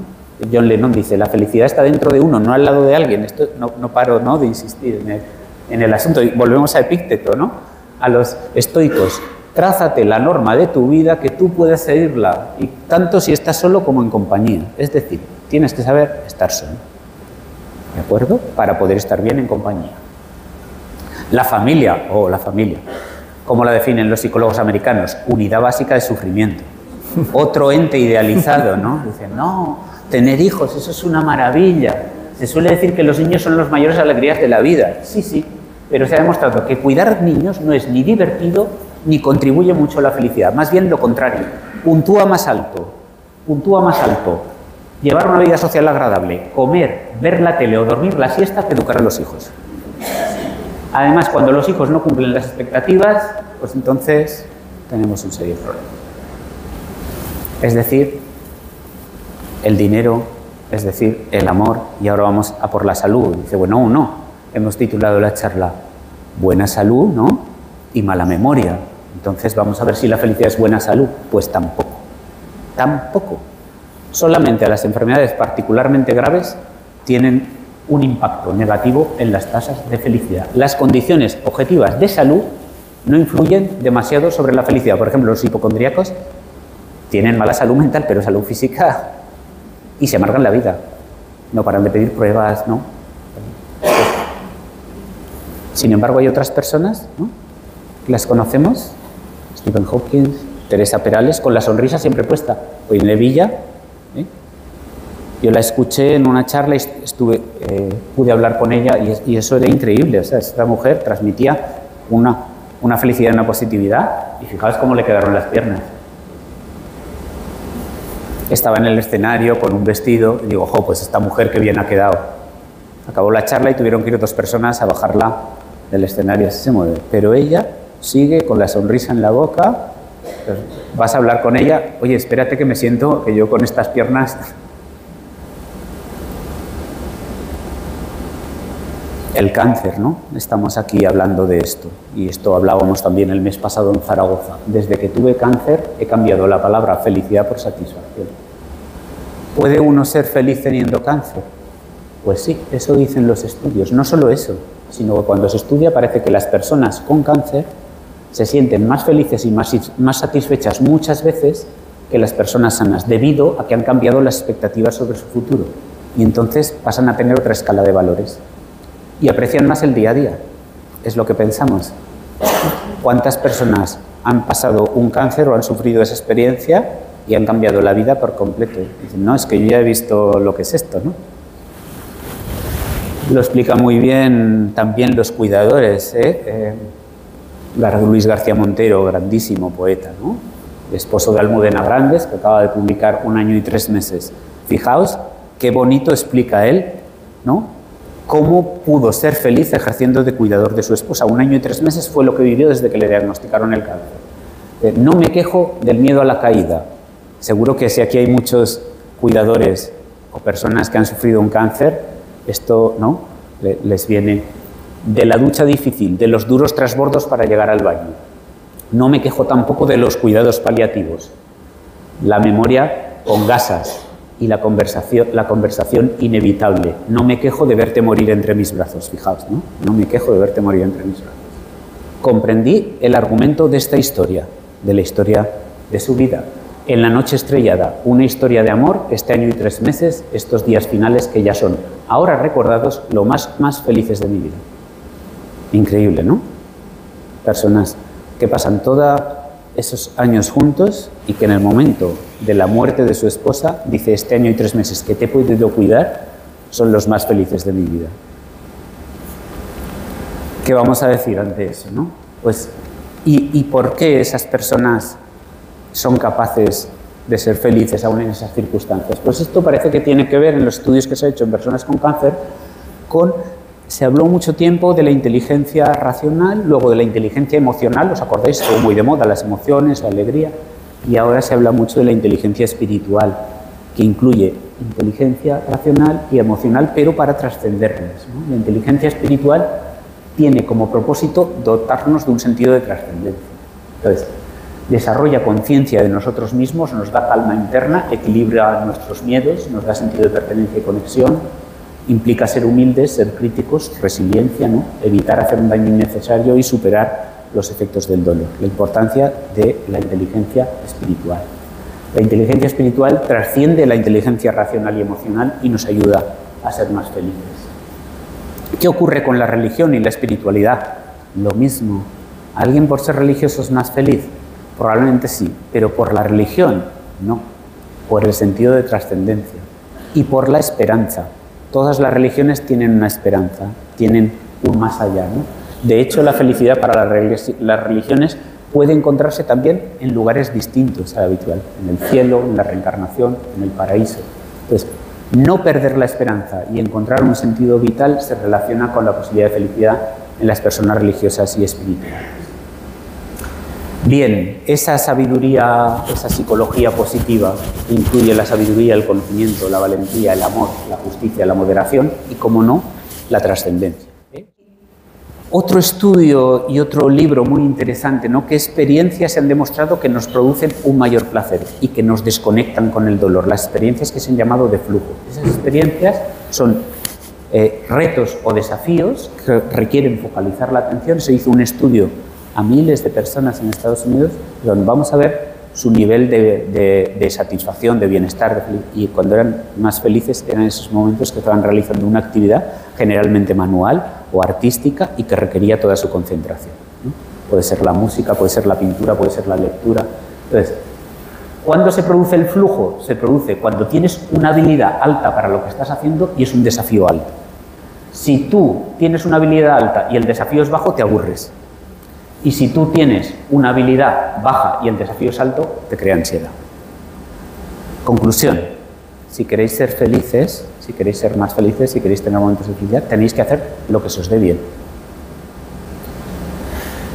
¿Cuál sería la buena educación en los niños? Verlos, ver sus capacidades y potenciarlas en esas capacidades.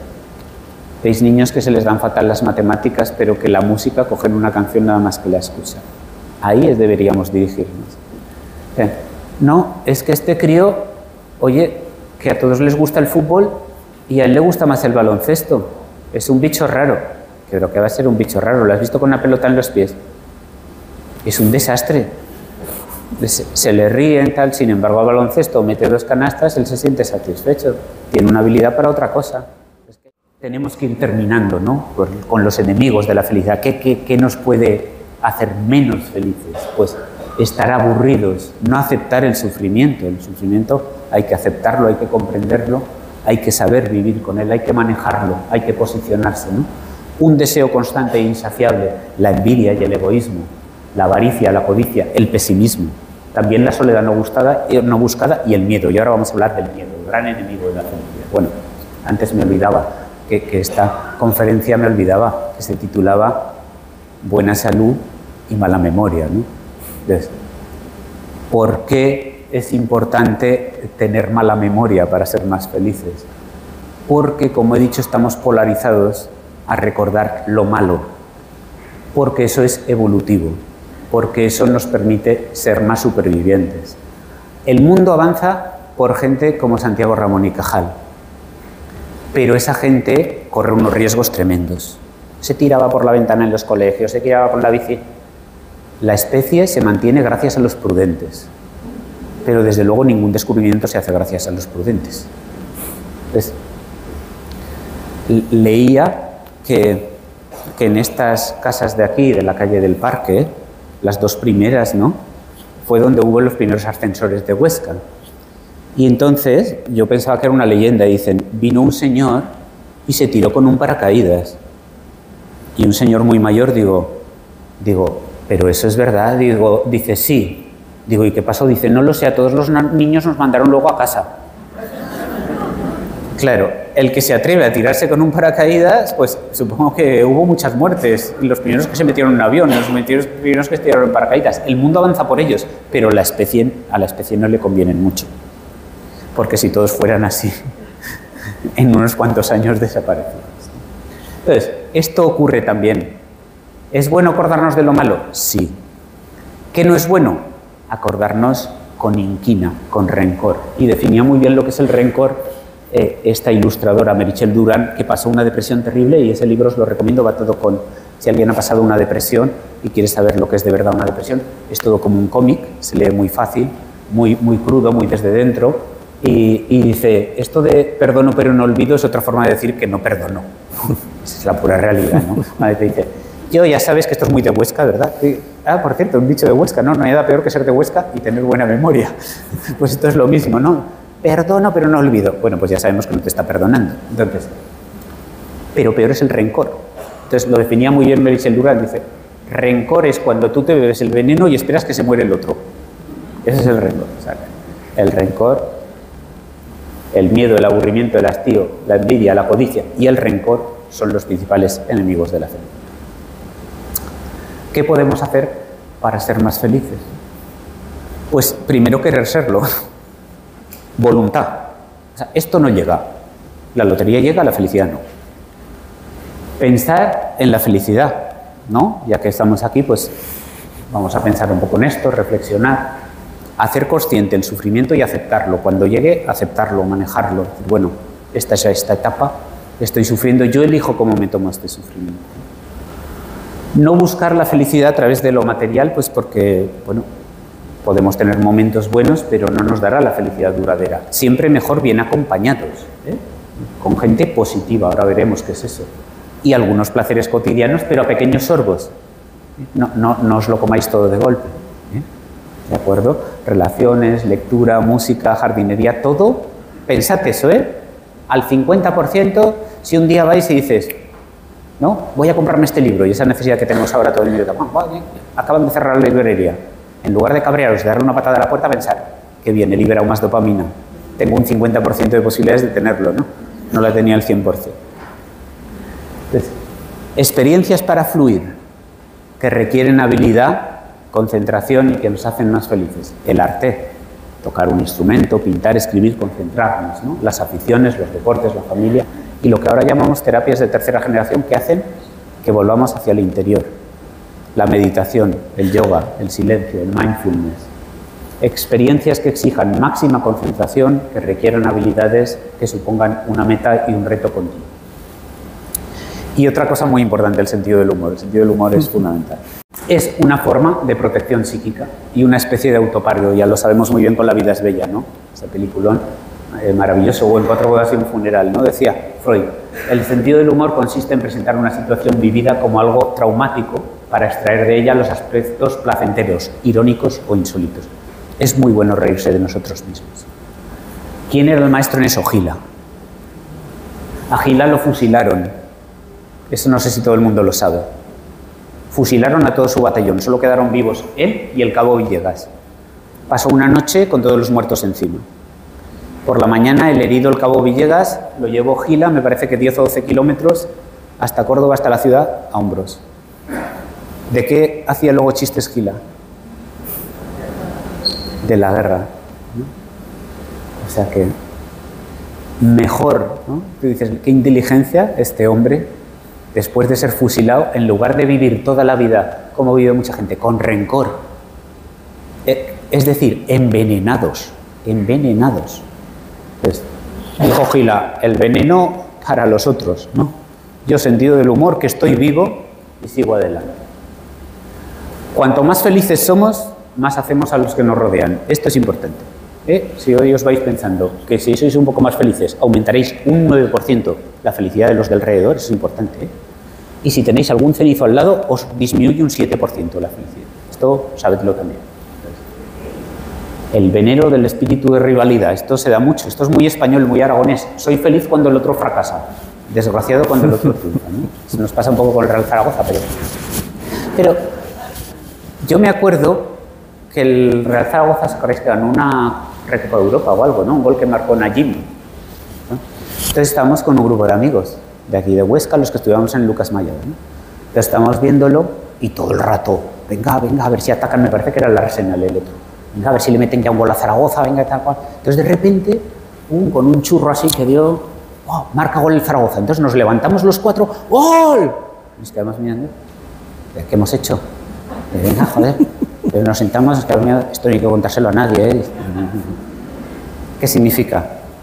Afortunadamente, somos rivales. No tenemos rencor. Qué suerte, ¿no? Poder ser así. Ser muy conscientes de lo que es la rivalidad, de lo que es el rencor y de desear que el otro fracase, ¿no? Pero qué mala uva es esa, ¿no? Entonces, la felicidad es contagiosa y la infelicidad también. ¿Cuáles son nuestros temores existenciales? Terminamos, por fin. Esta ilustración también tan bonita de Isidro Ferrer, una casa para el abuelo, ¿verdad? Ahí buscando enterrar al abuelo, también el toque positivo. Nuestros temores más básicos, existenciales, dice Yalom, ¿no? Son la muerte, la pérdida de libertad, la soledad no deseada y no encontrar un sentido vital. Fijaos que esto es lo negativo de lo que hemos hablado. ¿Qué es la felicidad? Una reverencia por la vida, ¿no? El fantástico privilegio de estar vivo. ¿Qué es lo contrario de eso? La muerte. ¿Qué es la felicidad? Ser libre. ¿Qué es un miedo existencial? Perder la libertad. ¿Qué es la felicidad? Estar con personas que realmente quieres. ¿Qué es infeliz? Estar solo. ¿Qué nos hace más felices? Tener sentido vital, ¿no? Tener un sentido de la vida. Qué curioso que los miedos existenciales del ser humano coincidan justo con lo que nos hace más infelices, ¿no? Es interesante esta reflexión. Entonces, decía Albert Camus, ¿no? Otro premio Nobel de literatura, decía en El mito de Sísifo, que es otra novela pequeñita pero también maravillosa, solamente existe un problema realmente serio: decidir si la vida merece o no merece la pena ser vivida. ¿No? Casi nada, ¿eh? Entonces, como sabéis, se ha aprobado la ley de eutanasia. En España ha generado gran polémica. Entonces, por azar, que no voy a contar porque es tardísimo, pues he terminado siendo el presidente de la Comisión de Garantía y Evaluación Autonómica, ¿no? Entonces, claro, la gente dice, es que tú estás a favor de la eutanasia. Y entonces digo, vuelvo al catedrático de filosofía que os he dicho al principio, ¿no? Que hablaba del bien ser y no del bienestar. Digo, no. Hay problemas en los que la respuesta es dentro de todo no hay un pequeño sí. Pensad muy bien en esto, ¿eh? Pensarlo cuando digáis no. Dentro de todo no hay un pequeño sí. Dentro de todo sí hay un pequeño no. Pues para opinar hay que escuchar. Para opinar hay que tener a la gente sufriendo delante. Entonces, tú decides. ¿Eh? ¿Estás a favor o en contra del aborto? No, yo estoy en contra. Mis ideas me lo prohíben. Bueno, ¿qué ocurre cuando tu hija de 15 años se queda embarazada una noche de fiesta de alguien que no conoces y que ya ha desaparecido y tú querías que esa chica estudiara medicina? Ya ese no ya tiene un pequeño sí. Y entonces te dice, hombre, es que me has puesto unas circunstancias. Claro, es que son las circunstancias. Entonces, esta es la vida, ¿no? Por eso este jesuita, os recomiendo que leáis esta revista, sacerdote y filósofo, dijo, la evolución llegará a través del humanismo compasivo. Y él dijo, Jesús, uno de los grandes personajes de la historia, y Sócrates eligieron cómo morir. Y Jesús lo eligió sufriendo. Tuvo una muerte terrorífica, pero porque quiso y la asumió. Dijo, hay tabús religiosos muy potentes. Entonces, cuidado no con nuestras opiniones. Yo creo que es importante el debate filosófico, religioso, etc. De hecho, estos son estudios muy interesantes. Personas que tienen cánceres terminales y tienen deseo adelantado de morir. Fijaos qué estudio tan interesante y tan curioso. Hubo gente de esta que acumuló barbitúricos para decir, un día me los tomaré. Esa gente que tenía acumulados barbitúricos se suicidó mucho menos y pidió mucho menos la eutanasia. Cuando tú sabes que puedes elegir tu final, eres mucho más capaz de soportar el sufrimiento. Esto es muy interesante, ¿no?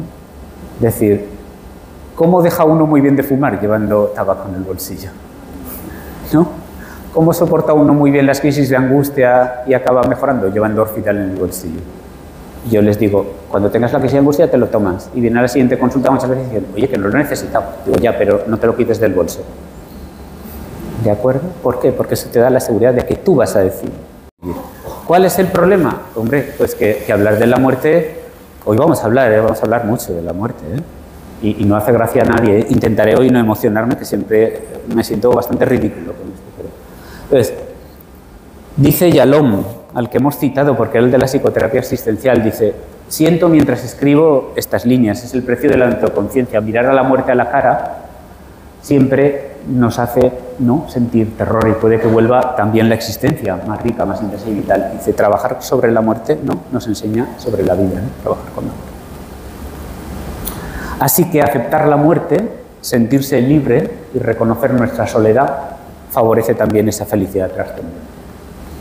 ¿Es realmente, después de todo lo que hemos hablado, tan complicado, es realmente posible ser feliz? Bueno, es complejo, es heterogéneo, es un bien supremo, está dentro, no está fuera, es más lo que somos, ¿no? que lo que tenemos. Debemos sentirnos libres en nuestras decisiones, aceptar el sufrimiento y acontecimientos de la vida. Se relaciona más con la inteligencia espiritual y tiene un importante componente trascendental. Implica dar un sentido a nuestra existencia y aceptar también nuestros temores existenciales. Esto implica la felicidad. Nosotros hicimos este estudio con los compañeros del hospital provincial, con la enfermera Almudena Puello, con el geriatra José Galindo, ¿no? Y decidimos, la gente mayor es la que va acumulando experiencia y la que sabe al final, ¿no? Y al final de la vida sabe lo que es esto. Entramos en la habitación y había una señora que había tenido un ictus, estaba deprimida, estaba fatal, llorando, y otra que vimos con la pierna así, estirada, que tenía alrededor de 100 años, y estaba sonriendo. Hola, ¿qué tal? Buenos días. Digo, pues esta mujer qué cabeza tiene, ¿no? Y yo iba preguntándole a la otra, la señora, y no tenía ganas de contestar. ¿A qué día estamos? Y contestaba esta. Mira, pero chica, ya te lo he dicho antes. Pues claro, ya no pude evitar, digo, ha salido, oiga, ¿usted cuántos años tiene? Creo que me dijo 101. Y digo, y la veo muy contenta. Me dice, sí, claro, hijo mío. Y digo, ¿qué cabeza tiene usted? Digo, mire, pues me gustaría que me diera un consejo, ¿no? ¿Cómo puedo hacer para llegar como usted? Dijo,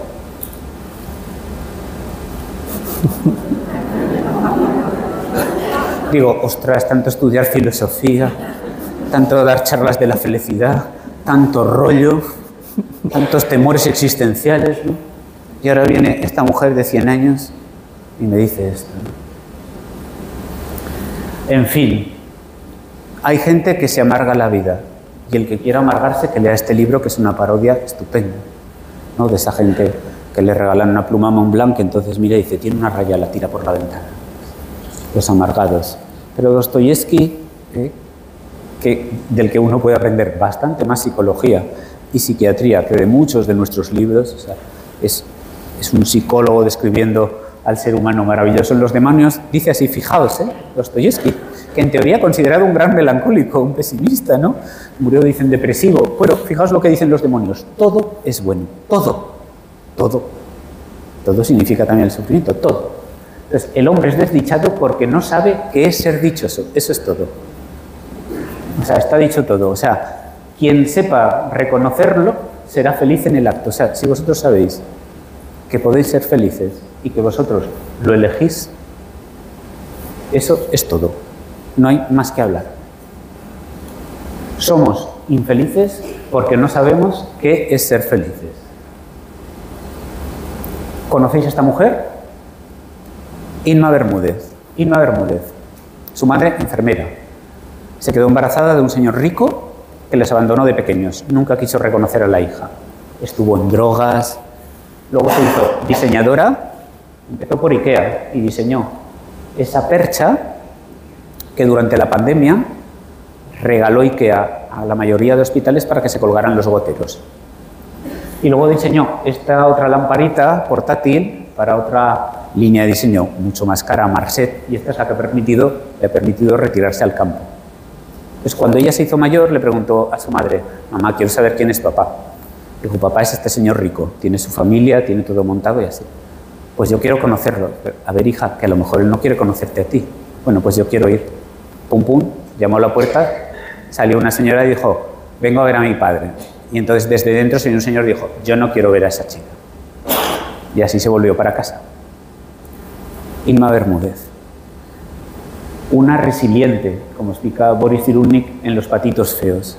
Insisto, una infancia infeliz no determina la vida. No, hay que pelear contra eso. No podemos decir, me ha pasado esto, me ha pasado aquello. No. Se puede pelear contra eso, se puede ser resiliente. Fijaos lo que dice Inma Bermúdez.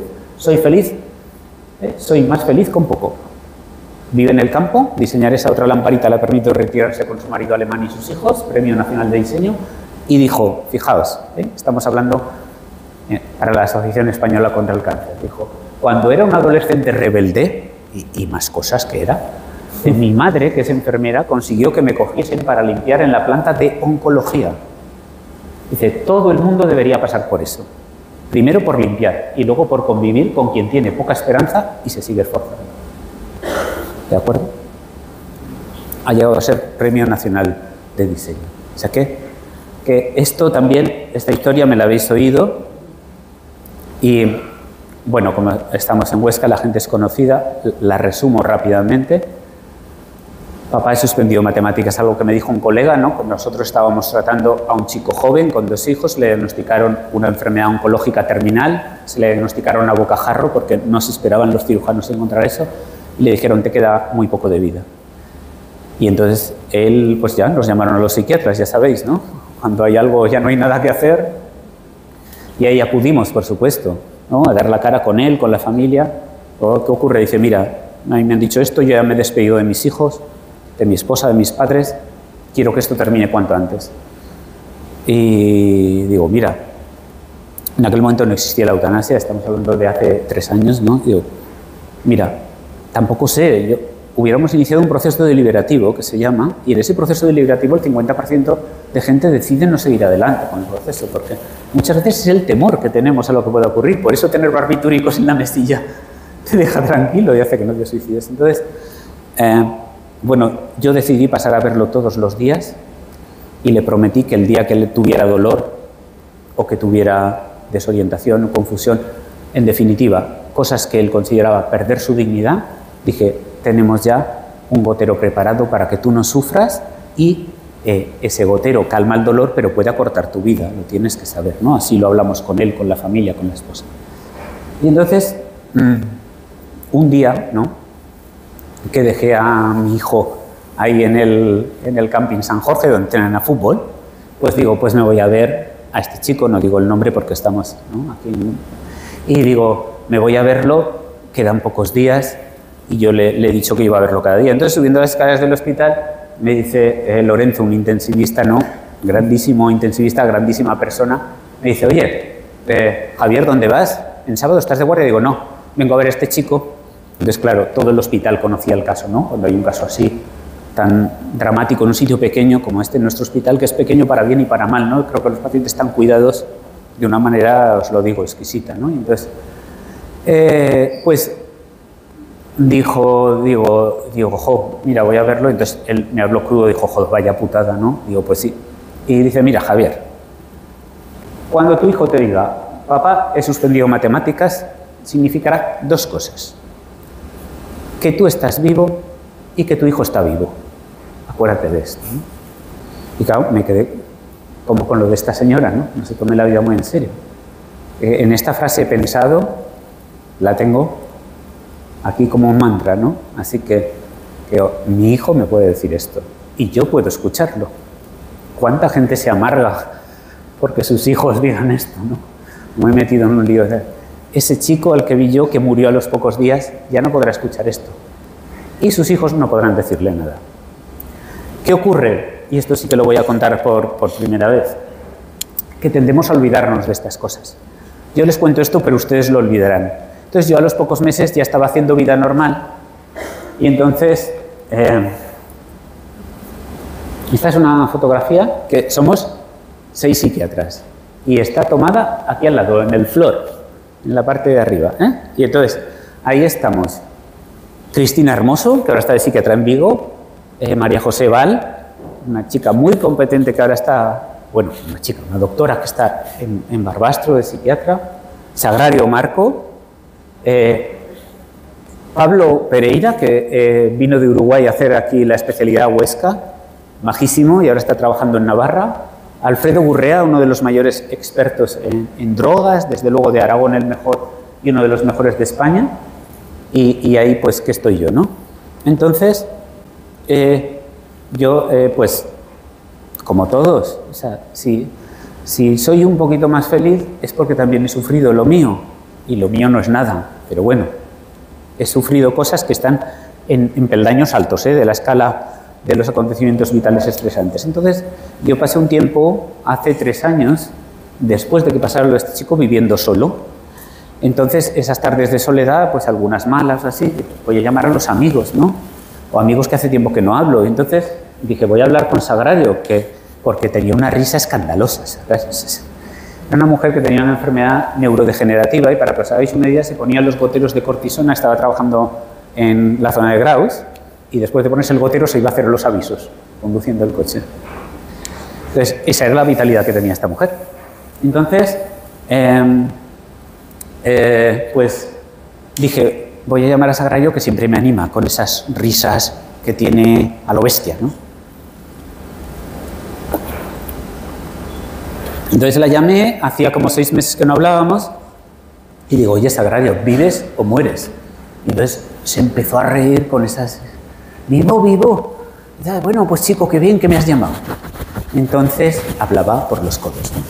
Una conversación de casi 1 hora. Mi marido, tal, que también era médico, majísimo, pues ya lo conoces. Yo estuve en su boda, ¿no? Leí un poema en su boda, o sea, para que os deis cuenta del grado de amistad. Hicimos primero la primera especialidad juntos, medicina de familia, y luego psiquiatría.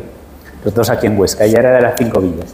Y entonces digo, me dice, pues chico, que tuvo como un ictus y tal, y ahora yo lo veo un poco depre, pero él no lo quiere reconocer, ya sabes cómo somos los médicos. Y me hizo la encerrona clásica, dice, ¿qué te parece si quedamos a tomar un café y tú le haces preguntas? Digo, pero a ver, Sagrario, ¿qué le voy a hacer? Tipo Gila, ¿alguien ha matado a alguien? ¿Que es médico? ¿Qué le voy a preguntar tomando el café? ¿Estás triste? ¿No? ¿Has pensado en suicidarte, hombre? Y dice, bueno, tú ya sabrás hacerlo. Y luego también estoy preocupada por la cría, ¿no? Una cría adoptada, majísima, guapísima, Analí. Entonces dice, oye, que quiere estudiar medicina, está jodida, ¿no? ¿Verdad así? Dice, y que no le da la nota. Digo, hombre, no seáis ratas, que sois los 2 padres médicos, pagarle una privada. Ah, tú todo lo ves fácil. pues es que a mí no me pagaron mis padres. Digo, a mí tampoco, pero ahora las cosas son así. A los críos hay que mimarlos, ¿no? Hicimos estas bromas, ¿no? Entonces, pues estuvimos hablando una hora, ¿no?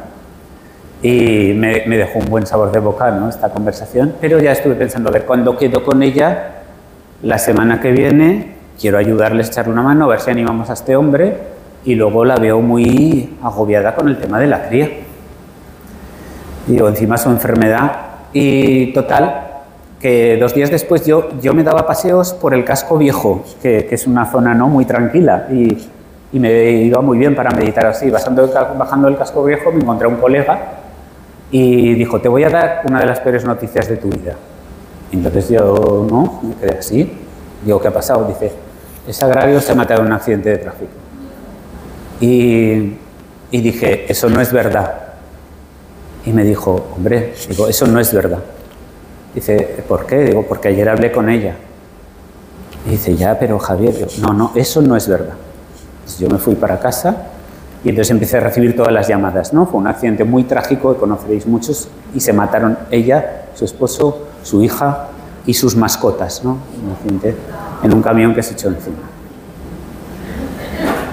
Entonces, esa noche yo escuchaba que el sagrario me llamaba, porque cuando se muere alguien que te implica mucho y te llega mucho, tenéis que saber ya que eso es normal, no os agobiéis.